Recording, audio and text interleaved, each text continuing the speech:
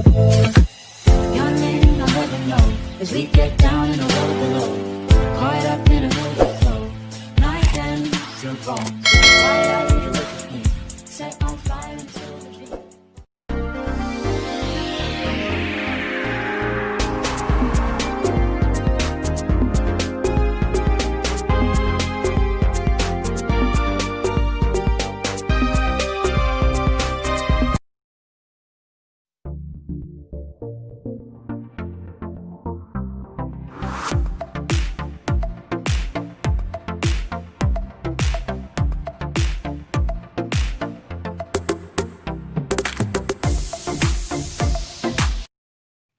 Bismillahirrahmanirrahim. Assalamualaikum warahmatullahi wabarakatuh.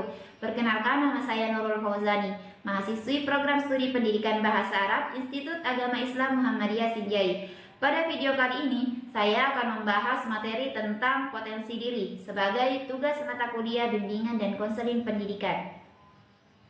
Baik teman-teman sekalian, langsung saja. Yang pertama yang perlu kita ketahui yaitu pengertian dari potensi diri. Jadi potensi secara bahasa berarti keras atau kuat. Budianto mengartikan bahwa potensi adalah kemampuan, kekuatan atau daya baik yang dimiliki oleh seseorang, baik yang belum terwujud maupun sudah terwujud tetapi belum dipergunakan secara optimal. Nah, dalam Kamus Besar Bahasa Indonesia dikemukakan bahwa potensi adalah kemampuan-kemampuan atau kualitas-kualitas yang dimiliki oleh seseorang tetapi belum dipergunakan secara maksimal. Potensi merupakan satu hal yang sangat luar biasa. Jika diibaratkan seperti halnya air laut, semakin kita gunakan tidak akan berkurang, malah akan semakin bertambah. Nah, semakin kita gunakan potensi itu, semakin kita kembangkan potensi, maka akan semakin berkembang pula. Secara umum, potensi diklasifikasikan menjadi 3, yaitu yang pertama kemampuan dasar seperti intelijensi, logika, dan daya tangkap seseorang. Kemudian yang kedua yaitu etos kerja seperti ketelitian, ketekunan, dan lain-lain sebagainya. Kemudian yang ketiga adalah kepribadian. Namun menurut Howard Gardner, potensi yang paling penting yaitu intelijensi. Nah, intelijensi ini terbagi menjadi 8 bagian, yaitu yang pertama intelijensi linguistik atau kemampuan bahasa, yaitu kemampuan seseorang menggunakan atau mengelola kata-kata dengan baik. Jadi kemampuan ini biasanya dimiliki oleh sastrawan, jurnalis, editor, dan lain-lain sebagainya. Kemudian yang kedua yaitu kemampuan matematis logis. Kemampuan ini adalah kemampuan di mana seseorang mampu menggunakan bilangan atau melakukan perhitungan dengan baik. Biasanya orang yang memiliki kemampuan ini sangat suka dengan pelajaran matematika. Nah, kemudian yang ketiga yaitu intelijensi ruang. Jadi intelijensi ruang adalah kemampuan seseorang mengenal benda dan arah dengan baik dan tepat. Kemampuan ini biasanya dimiliki oleh pelukis, desainer, dekorator, dan lain-lain sebagainya. Kemudian yang selanjutnya yaitu intelijensi kinestetik, yaitu kemampuan seseorang dalam menggunakan gerak tubuhnya untuk mengekspresikan gagasan perasaannya, seperti yang dimiliki oleh atlet, ahli bedah, dan lain-lain sebagainya. Kemudian yang selanjutnya yaitu intelijensi musikal. Intelijensi musikal adalah kemampuan seseorang dalam menikmati, mengembangkan, mengekspresikan bentuk-bentuk musik dan suara. Kemampuan ini biasanya dimiliki oleh musisi dan penyanyi. Kemudian yang selanjutnya yaitu intelijensi interpersonal, yaitu kemampuan seseorang untuk mengerti dan memahami perasaan orang lain. Kemampuan ini biasanya dimiliki oleh motivator, fasilitator, dan lain-lain sebagainya. Kemudian yang selanjutnya yaitu intelijensi intrapersonal. Kemampuan intrapersonal adalah kemampuan seseorang dalam mengenali dirinya sendiri. Jadi orang yang memiliki kemampuan intrapersonal biasanya lebih suka menyendiri daripada keramaian. Kemudian yang selanjutnya yaitu intelijensi naturalis. Jadi intelijensi naturalis adalah kemampuan seseorang mengenal flora dan fauna dengan baik. Biasanya orang yang memiliki intelijensi ini suka memasak, suka berkebun, dan lain-lain sebagainya. Jadi manusia yang berhasil biasanya adalah manusia yang mampu mengelola dirinya sendiri karena dia tahu bahwa dirinya memiliki potensi yang sangat besar dan tahu bagaimana cara mengembangkannya. Orang yang tidak tahu apa potensi dirinya, mungkin dia tidak akan mampu mengambil keputusan yang tepat untuk hidupnya ke depan. Jadi salah satu cara yang dapat kita gunakan untuk mengenali potensi diri kita yaitu dengan berinteraksi dengan orang lain. Tentunya hal ini dibarengi dengan sikap keterbukaan dan bersedia menerima feedback atau umpan balik dari orang lain, sehingga kita mampu mengenali potensi kita melalui perasaan, persepsi, dan sikap orang lain terhadap kita. Jadi setiap orang tentunya memiliki potensi yang sangat berbeda-beda dan tentunya memiliki 8 potensi ini. Sehingga ada beberapa cara yang dapat dilakukan untuk mengukur potensi diri kita. Di antaranya yaitu melalui penilaian diri atau introspeksi diri. Karena yang paling tahu diri kita adalah diri kita sendiri. Kemudian yang kedua melalui feedback tadi. Melalui feedback yaitu umpan balik bagaimana sikap orang lain terhadap kita. Kemudian yang ketiga yaitu tes kepribadian. Manusia dilahirkan di dunia ini tentunya memiliki potensi yang berbeda-beda. Oleh karena itu kita harus mengembangkan potensi itu. Banyak orang yang ingin berkembang dan banyak pula yang merasa bingung bagaimana cara mengembangkan potensi yang kita miliki atau bagaimana cara memulai untuk mengembangkan potensi itu. Nah, ada beberapa cara yang dapat kita lakukan untuk mengembangkan potensi diri. Yang pertama yaitu membaca buku setiap hari.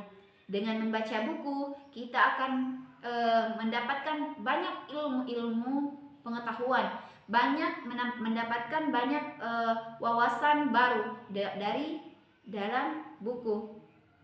Yang tentunya hal ini akan membantu kita untuk meraih mimpi kita. Kemudian yang kedua, pelajari bahasa baru. Semakin banyak bahasa yang kita kuasai, semakin banyak bahasa yang kita ketahui, maka akan tinggi pula nilai jual kita di tengah-tengah masyarakat. Dan tentunya otak kita akan lebih bermanfaat bagi mereka. Kemudian cari hobi baru. Jangan pernah memandang bahwa hobi merupakan aktivitas buang-buang waktu. Karena selain membuat tubuh kita rileks, juga berimbas pada pikiran kita. So, carilah hobi baru. Kemudian yang selanjutnya, ciptakan ruang kreatif di otak Anda. Ruangan yang kreatif akan merangsang kita untuk menciptakan sesuatu yang baru. Jadi buatlah ruang kerja di otak kita untuk bagaimana sekreatif mungkin melakukan sesuatu yang bermanfaat. Kemudian terus tingkatkan kemampuan Anda. Jangan pernah berhenti berusaha dan mencoba untuk mengembangkan kemampuan yang kita miliki. Kemudian selanjutnya cara yang dapat kita lakukan yaitu dengan menulis. Buku, jurnal, blog bisa menjadi pilihan kita untuk menulis. Karena dengan menulis akan merangsang kemampuan otak kita. Kemudian yang selanjutnya, belajar dari orang lain. Bahkan orang bodoh pun bisa benar. Mungkin istilah ini atau ungkapan ini tepat untuk menggambarkan poin ini. Karena setiap orang unik dan setiap orang adalah guru bagi kita. Jangan pernah memandang bahwa kita merasa lebih pintar dalam segala hal. Tetaplah rendah hati dan tetap belajar dari orang lain. Kemudian yang selanjutnya adalah komitmen. Sebaik apapun rencana kita, sebanyak apapun rencana kita, sebaik apapun tools dan fasilitas yang kita miliki, tanpa adanya komitmen maka semuanya tidak akan berjalan dengan baik.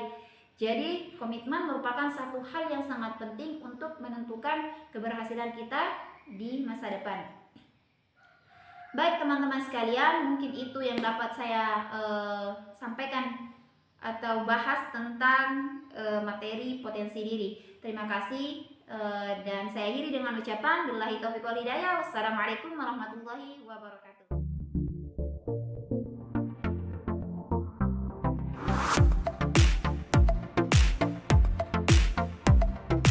Warahmatullahi wabarakatuh.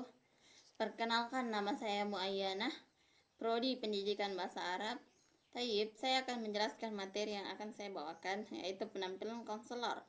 Berbicara mengenai penampilan memang bukan segalanya, akan tetapi hal yang pertama kali dilihat dalam diri seseorang yaitu penampilan. Apalagi pada saat pertemuan pertama, yang menjadi kesan pertama atau penilaian pada diri seseorang yaitu penampilan. Hal ini tidak berbeda dengan guru atau pendidik yang bertugas untuk pendidik sebagai panutan bagi peserta didik dalam hal berpakaian yang baik dan benar. Apalagi ketika kita mengambil peran penting di sekolah, contohnya seperti guru BK atau guru bimbingan konseling atau konselor yang bertugas untuk membantu dan membina peserta didik dalam mengembangkan potensi yang dimilikinya secara optimal. Dalam proses konseling, kita harus menerima dan menyadari diri kita dan berbagai tingkah laku kita sehingga penampilan sebagai modal yang mantap. Tentunya hal ini berguna bagi hubungan pemecahan masalah secara efektif. Tampil menarik dalam proses konseling tentunya akan membuat konseli atau individu yang sedang mengalami masalah itu merasa nyaman, tenang, dan senang melihat penampilan kita yang enak dipandang mata. Berpenampilan menarik bukan berarti mewah, akan tetapi tergantung dari individu itu bagaimana cara ia mengembangkan dirinya secara baik dan benar. Berpenampilan menarik dalam proses konseling ada beberapa hal yang perlu diperhatikan. Yang pertama yaitu ekspresi wajah. Ekspresi wajah contohnya pada pandangan mata terhadap konseli pada proses konseling.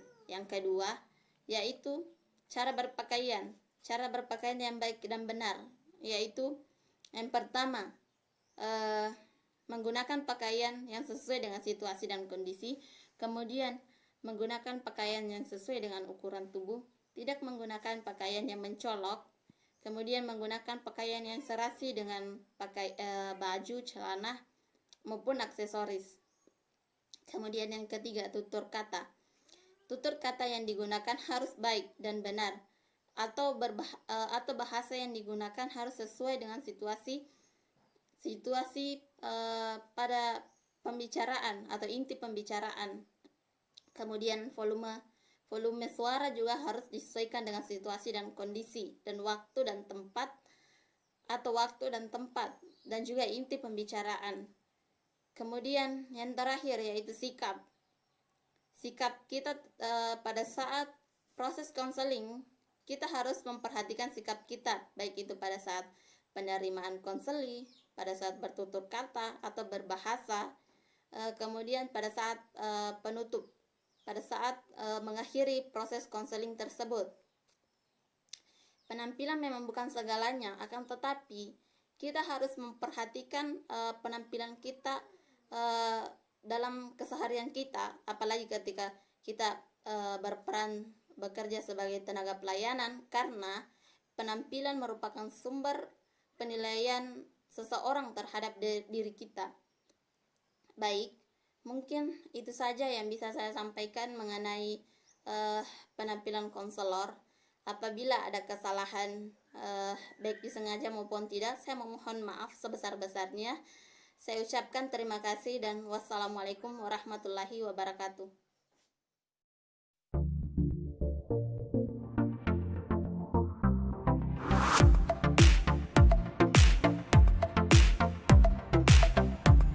Bismillahirrahmanirrahim.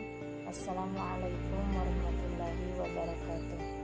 Perkenalkan, nama saya Muyassirah. Saya dari program studi pendidikan bahasa Arab semester 4. Baik, terima kasih atas waktu yang diberikan kepada saya untuk menjelaskan tentang materi bimbingan konseling dengan tema senyum dan empati. Baik, adapun yang pertama yang saya akan jelaskan yaitu tentang senyum. Bagian pertama yaitu pengertian dari senyum. Apa sih pengertian dari senyum? Menurut Kamus Besar Bahasa Indonesia atau KBBI, senyum dapat didefinisikan sebagai suatu gerak tawa ekspresif dan tidak bersuara untuk menunjukkan suatu rasa, yaitu rasa senang, rasa gembira, rasa suka, dan sebagainya, dengan mengembangkan bibir sedikit. Dalam teks agama, senyum bernilai ibadah karena dianggap memiliki kesamaan dengan sedekah. Orang telah dianggap bersedekah hanya dengan tersenyum kepada orang lain. Tentu senyum yang dimaksud di sini yaitu senyum yang tulus dan murni. Karena pada kenyataannya ada beberapa varian senyum yang dianggap kurang baik. Senyum yang dianggap kurang baik yaitu senyum sinis dan senyum mengejek. Baik, adapun selanjutnya yaitu manfaat senyum dalam kehidupan sehari-hari. Adapun manfaat senyum dalam kehidupan sehari-hari yaitu ada 5. Yang pertama, senyum membuat Anda tetap positif. Ketika Anda tersenyum, senyum tersebut akan mengirim sinyal ke tubuh Anda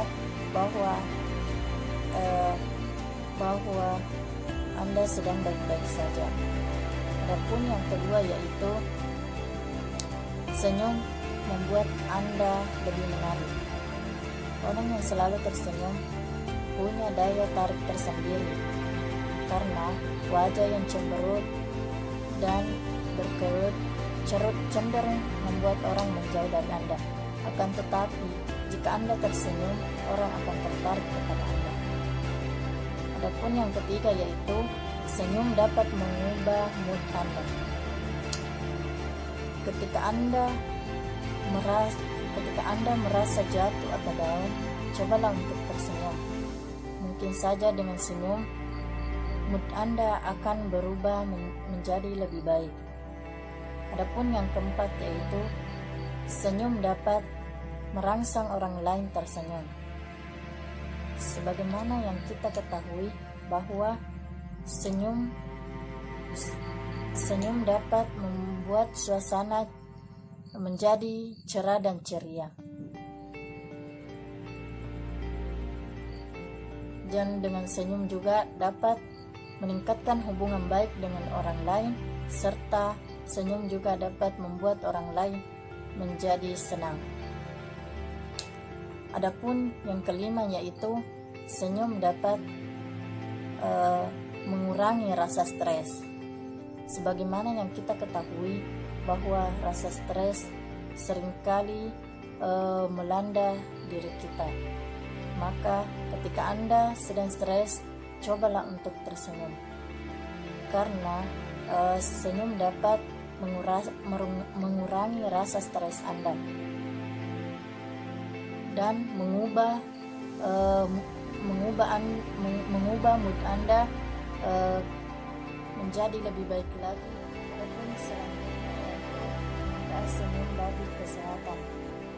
Dari segi kesehatan, senyum memiliki peran yang sangat penting. Banyak penelitian yang mengatakan bahwa yang pertama yaitu senyum dapat mengeluarkan endorfin dan serotonin. Banyak studi yang mengatakan bahwa senyum dapat merangsang pengeluaran endorfin dan serotonin. Endorfin adalah pereda rasa sakit, sedangkan serotonin adalah hormon yang mengendalikan mood kita. Adapun yang kedua yaitu senyum dapat menurunkan darah tinggi. Ketika Anda tersenyum, maka darah Anda akan turun dengan sendirinya. Karena bukankah kita sering menjumpai orang yang sering marah-marah? Pastikan saja orang tersebut memiliki darah tinggi. Karena marah berlawanan kutub dengan senyum. Adapun yang ketiga yaitu senyum dapat membuat kita awet muda. Adapun yang keempat yaitu senyum dapat meningkatkan sistem. Adapun tema yang kedua yang saya akan jelaskan yaitu tentang empati. Bagian pertama, apa sih itu empati? Empati berasal dari bahasa Yunani yaitu empatia yang berarti kasih sayang atau perasaan yang mendalam. Sedangkan dalam bahasa Jerman, empati berasal dari kata Empfindung yang berarti perasaan yang mendalam. Sedangkan menurut istilah, empati adalah kemampuan konselor untuk merasakan apa yang dirasakan oleh klien, merasa dan berpikir bersama klien, dan serta bukan untuk atau tentang klien.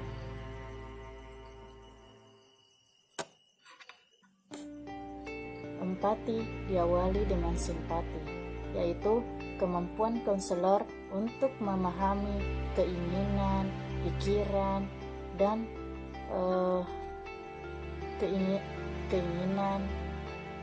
pikiran dari klien.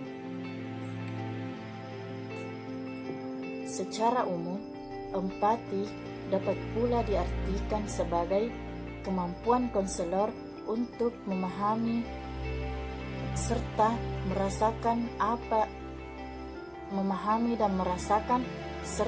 menempatkan dirinya pada posisi klien. Ada beberapa hal yang harus dilakukan oleh konselor sebelum merespon pernyataan dari klien. Yang pertama yaitu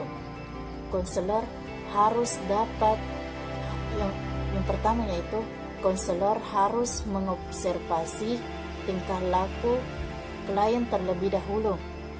Yang kedua yaitu konselor harus memperhatikan postur klien serta ekspresi wajahnya. Adapun yang ketiga yaitu konselor harus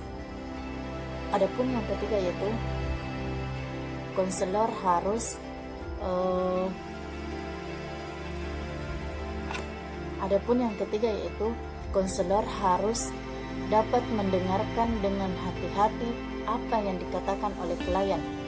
Dan adapun yang terakhir yaitu yang paling terpenting, konselor harus dapat memahami perasaan yang diekspresikan oleh klien.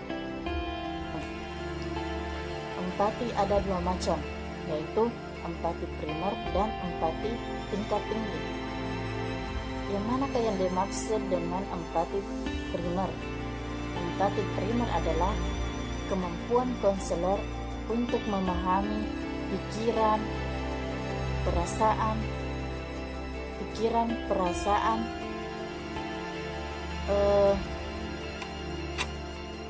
yang manakah yang dimaksud dengan empati primer? Empati primer adalah kemampuan konselor untuk memahami perasaan, pikiran, keinginan, serta pengalaman dari klien. Dan yang manakah yang dimaksud dengan empati tingkat tinggi? Empati tingkat tinggi yaitu kemampuan konselor untuk memahami pikiran, perasaan, keinginan, serta pengalaman klien secara mendalam dan menyentuh klien, karena konselor ikut dalam perasaan tersebut. membuatkan catatan untuk membedakan antara berempati dengan bersimpati, yaitu ketika konselor berkata, "Saya memahami perasaan, pikiran, dan keinginan Anda," berarti konselor tersebut sedang bersimpati. Tapi ketika konselor berkata, saya dapat merasakan apa yang Anda rasakan, berarti konselor tersebut sedang berempati. Syukran. Terima kasih atas waktu yang diberikan kepada saya untuk menjelaskan tentang materi bimbingan konseling. Saya ucapkan jazakumullah khairan katsira. Assalamualaikum warahmatullahi wabarakatuh.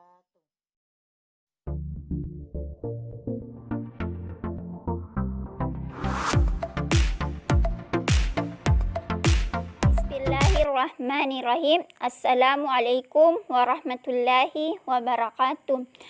Perkenalkan, nama saya Hufrah dari jurusan Bahasa Arab.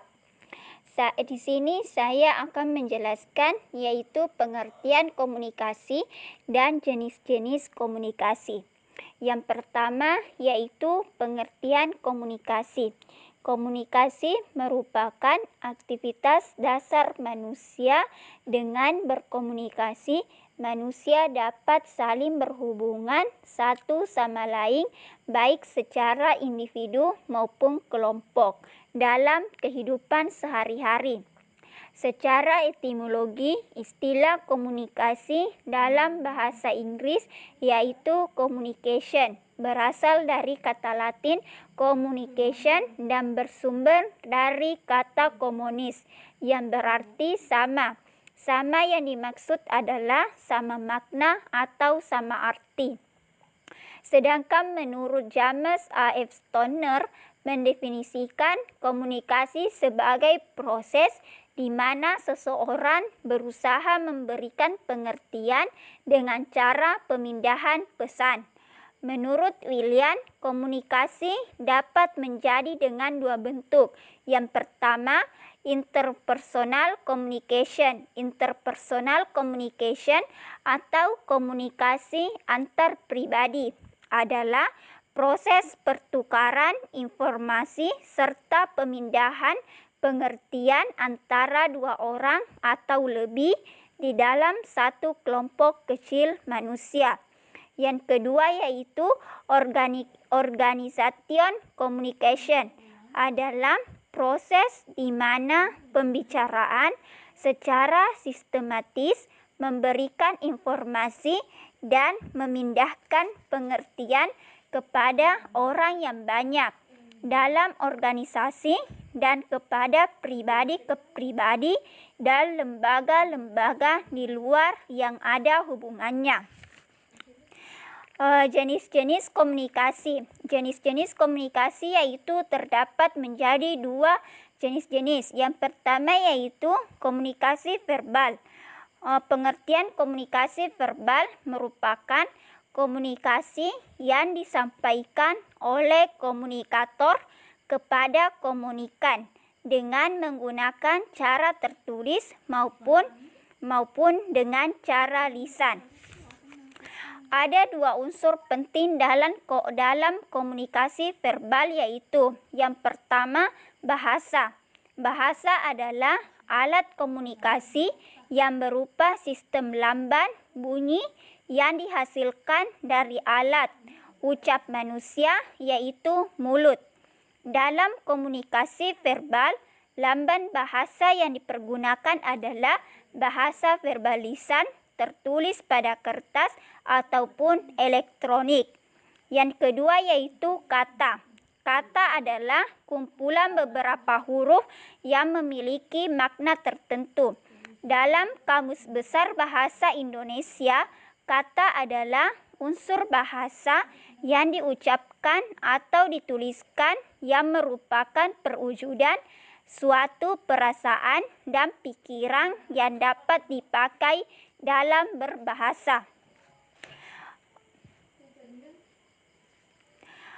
Selanjutnya yaitu komunikasi verbal ditandai dengan ciri-ciri sebagai berikut. 1. disampaikan secara lisan, bicara atau tulisan.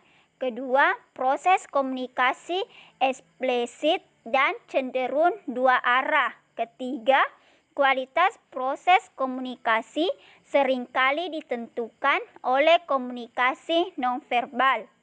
Selanjutnya adalah faktor-faktor yang mempengaruhi kelancaran komunikasi verbal. Yang pertama, faktor inteligensi. Yang kedua, faktor budaya. Yang ketiga, faktor pengetahuan. Yang keempat, faktor kepribadian. Yang kelima, faktor biologis.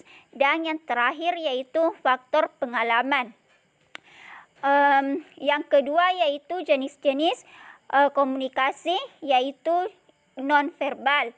Komunikasi nonverbal merupakan kebalikan komunikasi verbal, yaitu proses komunikasi yang penyampaian pesannya tidak melalui kata-kata maupun tulisan atau sering disebut sebagai bahasa isyarat. Ciri-ciri komunikasi nonverbal adalah 1. Bahasa tubuh. Bahasa tubuh berupa raut wajah, gerak kepala, gerak tangan, gerak-gerak tubuh mengungkapkan perasaan, isi hati, isi pikiran, kehendak dan ekspresi. Yang kedua yaitu tanda. Dalam komunikasi nonverbal, tanda mengganti kata-kata, misalnya bendera, rambu-rambu lalu lintas darat, laut, udara, dan lain-lain. Yang ketiga yaitu tindakan atau perbuatan. Ini sebenarnya tidak khusus dimaksudkan mengganti kata-kata, tetapi dapat menghantarkan makna, misalnya menggebrak meja dalam pembicaraan, menutup pintu keras-keras pada waktu meninggalkan rumah, menekan gas mobil kuat-kuat, dan lain-lain. Yang keempat yaitu objek. Objek sebagai bentuk komunikasi nonverbal juga tidak mengganti kata, tetapi dapat menyampaikan arti tertentu, misalnya pakaian, aksesoris, rumah, perabot rumah, harta benda, kendaraan, dan lain-lain. Selanjutnya yaitu penggunaan kode nonverbal dalam berkomunikasi memiliki fungsi. Yang pertama yaitu meyakinkan apa yang diucapkan. 2. Menunjukkan perasaan dan emosi yang dapat diutarakan dengan kata-kata. Yang ketiga yaitu menunjukkan jati diri sehingga orang lain dapat mengenalnya. Yang keempat yaitu menambah atau melengkapi ucapan-ucapan yang dirasa belum sempurna. Selanjutnya yaitu fungsi komunikasi nonverbal terhadap komunikasi verbal. Secara historis, kode nonverbal sebagai suatu multi saluran akan mengubah pesan verbal melalui beberapa fungsi. Yang pertama, pengulangan. Yang kedua, pengganti. Yang ketiga, pengaturan. Dan yang keempat yaitu penekanan. Pemikiran yang sama juga diungkapkan oleh Samovar, Lydia Sunarwinadi, komunikasi antar budaya, bahwa dalam suatu peristiwa komunikasi perilaku nonverbal digunakan secara bersama-sama dengan bahasa verbal.